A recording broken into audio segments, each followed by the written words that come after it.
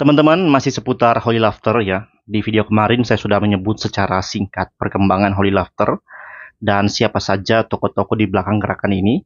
Dan di video ini saya mau menceritakan tentang Toronto Blessing secara spesifik yang merupakan salah satu inti besar yang membuat praktik-praktik karismatik itu menjadi mendunia.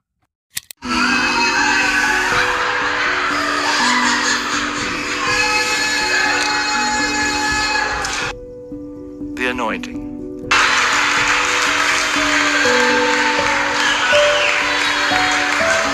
I don't want to miss what God is in.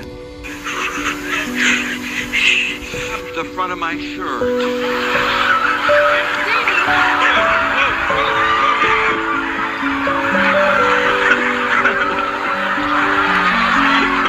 And the Lord said to me, will you howl for me?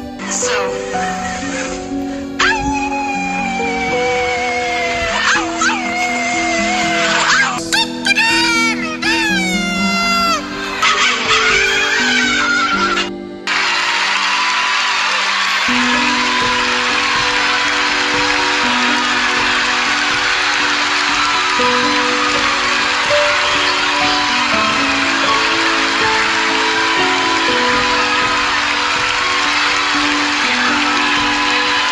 Toronto Blessing merupakan suatu peristiwa yang dikatakan sebagai pencurahan Roh Kudus pada sebuah jemaat di Toronto Airport Christian Fellowship Church yang pada awalnya masih bernama Toronto Airport Vineyard Church. Ini bermula pada tanggal 20 Januari tahun 94 di mana ada seorang pendeta Pentakosta yang bernama Randy Clark menunjukkan manifestasi mabuk dalam roh dan tertawa tak terkendali.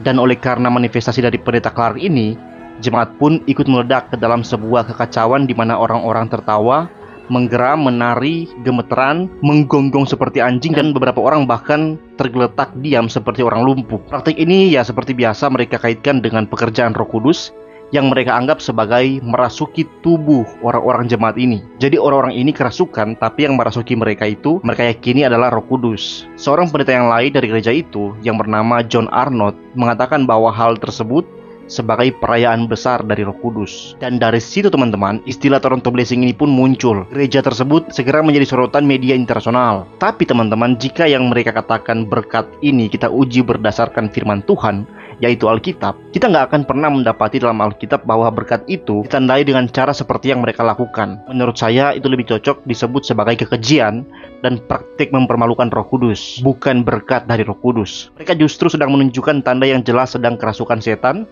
bukan kerasukan Roh Kudus.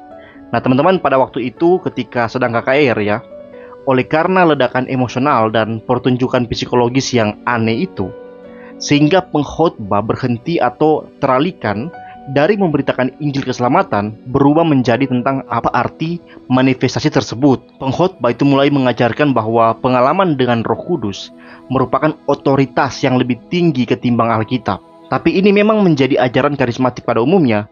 Pengalaman lu apa, buah-buah lu apa, sikap perilaku hidup lu apa, itu lebih utama dibanding Alkitab. Bahkan ya, mereka yang menganut teologi kemakmuran itu mengatakan hidup lu sudah kaya atau belum, ya itu lebih berotoritas. Pendeta kaya itu lebih berotoritas dibanding Alkitab. Tapi teman-teman, oleh banyak kalangan, tindak tanduk dari mereka ini sudah dianggap terlalu berlebihan bagi gereja Vineyard itu sendiri bahkan. Oleh karena itu kemudian mereka memutuskan hubungan dengan gereja Toronto Airport pada tahun 95, sehingga gereja ini itu mengubah namanya menjadi Toronto Airport Christian Fellowship.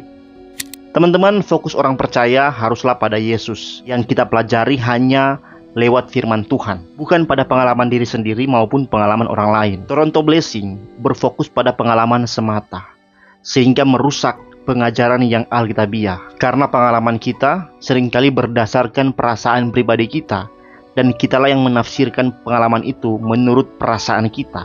Dan disitulah sumber kesesatan yang ada. Ketika kamu menafsirkan hidupmu menurut perasaan pribadimu, bukan menurut Alkitab. Kita harus menguji segala sesuatu dari Alkitab. Bahkan termasuk pengalaman kita harus kita uji dari Alkitab. Orang-orang Kristen boleh-boleh aja bersenang-senang, boleh-boleh aja menari, menyanyi, bahkan berseru kepada Allah dengan ekspresi emosi yang kuat.